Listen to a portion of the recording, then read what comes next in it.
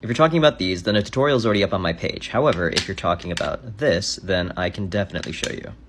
This is one of the quickest and easiest designs you can make, however, only after you learn one of the more difficult stitches in my opinion. Literally all you're going to need is 7 beads and some non-elastic string.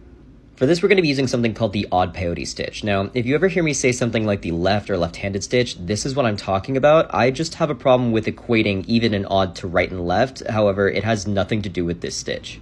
Let's just keep that in mind moving forward.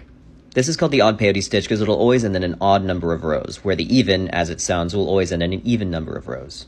So to start, we're going to hold both ends of the string up like this, take the first 2 beads and stack them on one each to either end, and let them fall to the bottom. Then you're going to press both ends of the string together and put the next bead on at the same time.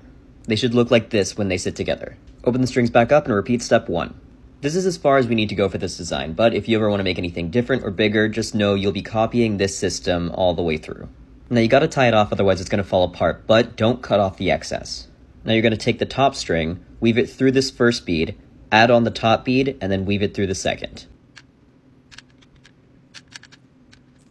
Now repeat with the bottom half. We're gonna tie it off, but when you do, make sure you're not pulling too tight, otherwise it'll scrunch in on itself like this. Because it's so small and the string is so non-elastic, to make sure it doesn't go falling apart on accident, I usually cut the excess off a little farther away than usual and then tucking it into one of the beads. Like that, and then you just push it in. And a flower. Very simple, very fun.